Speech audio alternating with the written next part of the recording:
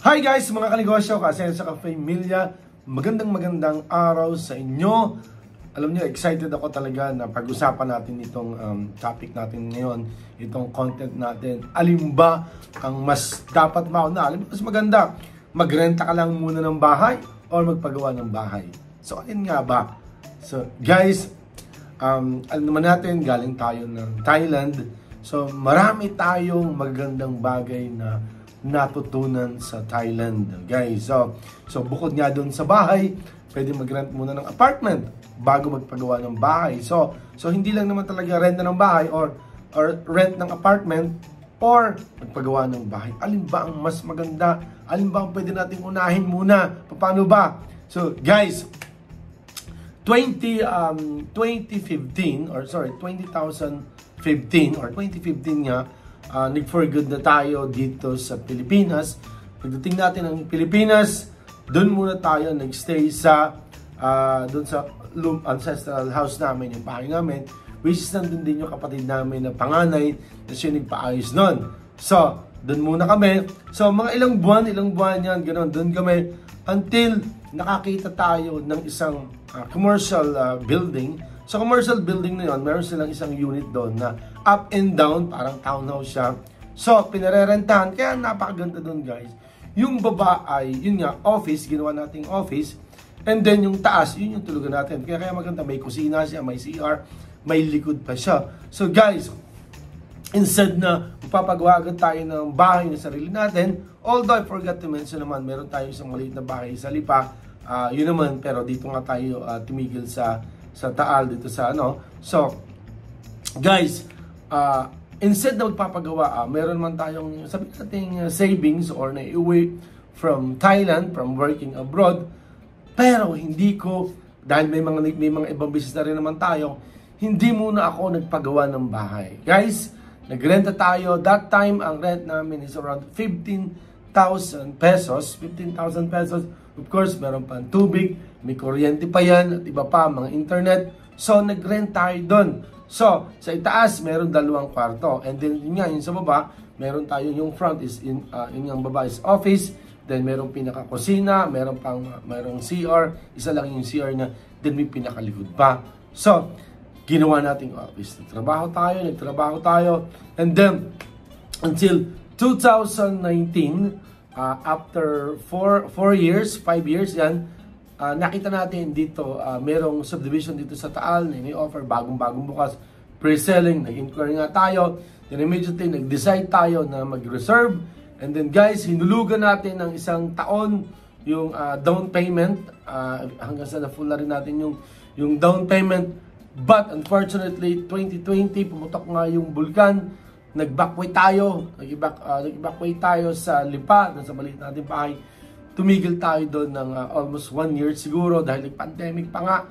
Hindi pa tayo nakakabalik ng Taal or San Nicolas. Nag-pandemic naman. And then, yun nga, after napakatagal natin naghintay para lang makalipat, almost 6 years since for good tayo, saka tayo nakalipat dito. So, dito sa bahay natin to, nasa 4 years tayo. So, doon sa pagsisimula ko ngayon, nung nag-rent kami, nag-business, so at least yung pera natin ay naipon natin or nagamit muna sa negosyo. Unlike yung may mga iba na nakita ko talaga ng OFW, umuwi, ang inuna agad ay pagpapagawa ng bahay. Yung makapagpagawa ng bahay, daing naman na wala namang pera, walang magamit sa negosyo, no choice but bumalik uli sa ibang bansa. So guys, para sa akin, be smart. Yung pera natin, kung halimbawa ilagay natin sa negosyo, makakabili ka ng bahay.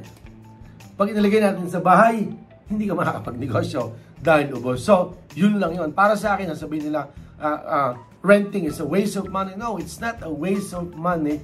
It's just you're being smart. Being smart ka lang.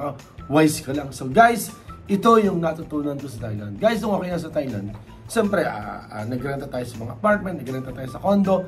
Alam nyo, meron tayong narentahan na apartment na yung apartment na hindi parang consider na rin, parang condo na rin, pero medyo mahal yung renta ng apartment na. Kasi nga, maganda yung lugar, may gym pa siya, maganda yung parking. Guys, alam nyo ba, sa parking, nakikita ko, merong BMW, may Mercedes-Benz, ang mga pick-up at talaga magaganda, makikita mo dun yung mga Isuzu, Hilux, ang mga talagang mapaparma. Merong, ano pa ba, yun yung Ford Ranger, doon tayo nakakita. So, ang sosyal ng mga nagre-renta. So, alam nyo sa Thailand, instead na magpagawa sila ng bahay, instead na bumili sila ng kondo, narenta sila. Pero guys, isipin nyo, nakakatuwa nga kasi ang gaganda ng sasakyan, pero narenta lang. Pero ang katwiran nila, yung kanilang sasakyan yun, ginagamit nila sa hanap buhay, ginagamit nila sa negosyo. So, kasi nga naman, sabi nga nila, siyempre, hindi naman masamang bumili guys ng sasakyan. Bumili tayo ng sasakyan kung kailangan sa hanap buhay, kung kailangan lalong-lalo na kung sa negosyo. So, yun yung ini-apply ko dito sa Pilipinas. Sa Pilipinas din, alam niyo guys, sa Thailand, kahit nga sabi ko nga sa iyo, nag-renta lang sila. Pero yung mga sasakyan nila, mga bago, binili nila na bago, hindi talaga mga second hand. Kasi ang katwiran nila, pag bumili ka ng second hand, i-ready mo yung sarili mo na magpapagawa ka, may mga maintenance, yung mga ganun.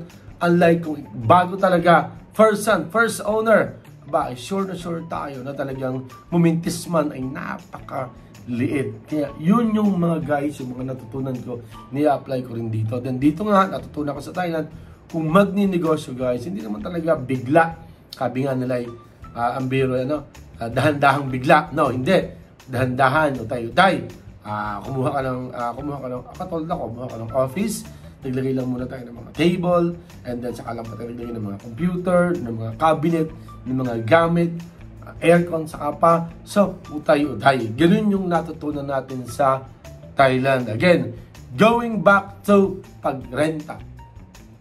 So, sabi ko nga sa inyo, alam nyo, dito sa Pilipinas, talagang naranasan ko yan nung magpagawa tayo ng target natin na restaurant noon at grocery, 2 pitak yun na commercial. Nako, nagtanong ako ng budget. Sabi niya, happy ko, yung bang 150 ay kasya na dito sa papagawa natin to? O sabi ng foreman, kasya yan, 150. Nako po, Diyos ko po, 180 na ay hindi pa natatapos, wala pang kawawaan yung 150 na doble. Kaya guys, dito sa Pilipinas ay napakamahal. I suggest doon sa mga kanegosyo natin na agad nagpaplano. Sabi nila ko, bumukod tayo. Pwede naman bumukod kasi nga sabi nga nila, dapat talaga, sabi nila, pag ikinasal, asawa ka na, bukod na. Hindi na yun po pwedeng kasama mo pa yung pamilya mo, pamilya ng babae, kasama mo yung pamilya ng lalaki. Para sa akin, sadya naman, pinakamaganda, maglakas loob tayo kasi hindi natin malalaman kung hindi natin susubukan. So para sa akin, I suggest sa mga OFW natin, huwag isipin, huwag makinig sa ipin. Bakit di pa renta?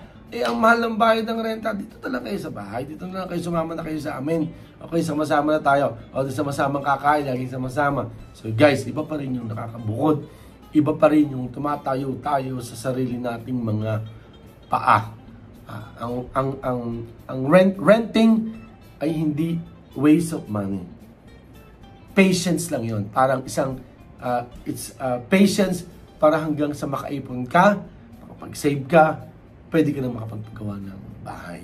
So, yung pagtira sa subdivision, guys, okay, it's between bibili ka ng lupa mo sa labas, sa bukid o sa barangay ninyo, then napakamahal ng lupa. Then magpapagawa ka ng bahay, milyon of course, okay, kung ano, or kung daang libo rin naman, pero mahal. Pero kung may kakayanan ka, honestly para sa akin, kung may pag-ibig, mas maganda pa rin sa subdivision. Kasi subdivision, of course, may privacy. Wala yung mga taong laging pupunta sa inyo, tatawag, o pag nasa barangay ka kasi, sa inyong barangay, sa compound, may mga kakatok, may mga tatawag, may mga pupunta, all the time. But of course, iba pa rin pag nasa subdivision ka, may privacy, although yung mga kapitbahay mo, hindi mga masyadong kakilala, siguro yung mga katabi lang yung makikilala, pero hindi lahat. Hindi katulad sa bukid na lahat, sa barangay, lahat ay kilala mo, kahit anong layo na kilala mo. So dito, iba, may privacy, kahit pa paano, although may mga nakakarating rin naman, may mga napunta.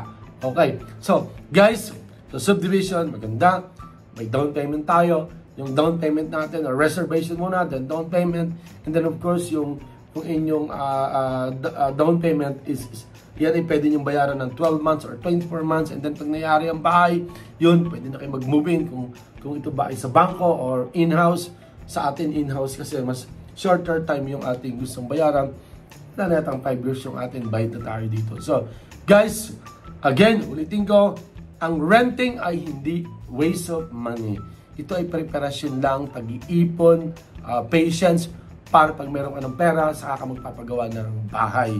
So, mas mauna para sa akin, of course, naranasan ko yan, nag-rent tayo, nakakatawa nga dahil bagong-bago yung Ford Ranger natin, nakaparada sa roll-up, yung bahay kasi natin is office, and then may roll-up siya na dalawa, doon nakaparada yung Ranger natin, talagang lawad na lawad dyan. So, doon sa mga nakakakilala sa atin, halos 4 years na mahigit na ginawa natin yun, nakikita natin. Kaya ako, pag ako'y nakakakita ng mga commercial building sa Lipa City, sa Banay-Banay, may nakikita tayo na Ford Territory, then roll up, naalala ko nung time na tayo ay wala pang bahay. Yun nga, doon lahat sa commercial, nag-rent tayo, 15,000 yung renta natin, more than 4 years natin ginawa, tayo nagtyaga, tayo nagtiis, patience. Inuna ko na gamitin yung pera sa mga negosyo, sa mga ka-negosyo, sa kapamilya. So sana kahit paano may natutunan tayo. Ulitin ko, pag nagpagawa ka ng bahay, maaaring hindi ka na makapagnegosyo.